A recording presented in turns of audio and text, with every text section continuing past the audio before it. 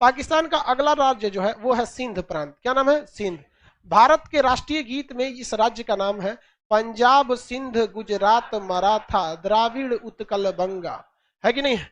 तो कुछ लोग कहते हैं, हमारी राष्ट्रीय गान का विरोध करते हैं, कहते हैं कि हमारे राष्ट्रीय गान में सिंध शब्द नहीं आना चाहिए। समझ में आ गया? ये सोच का अंतर है। हम अपनी राष्ट्रीय गीत से सिंध को क्यों निकाले? बेहतर होगा कि सिंध को मिला लेते हैं। है कि नहीं है? हम ये कहां कह रहे हैं कि हमारा राष्ट्रीय गीत 100% शुद्ध है। थोड़ा सा गलती हो गया है कि सिंध बाहर रह गया। आ जाएगा? समझ में आ गया कि नहीं आ गया?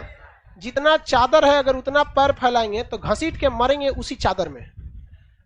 टांग के फैलाइए पैर पूरा आराम से, दूसरे के खटिया पे घुस जाए, फिर उसका चादर भी लाइए, उसका खटिया भी लाइए, ज्यादा दिक्कत करे होकर उठा लाइए। दुनिया में हक कभी मांगने से नहीं मिला, उसे छीनना पड़ता है।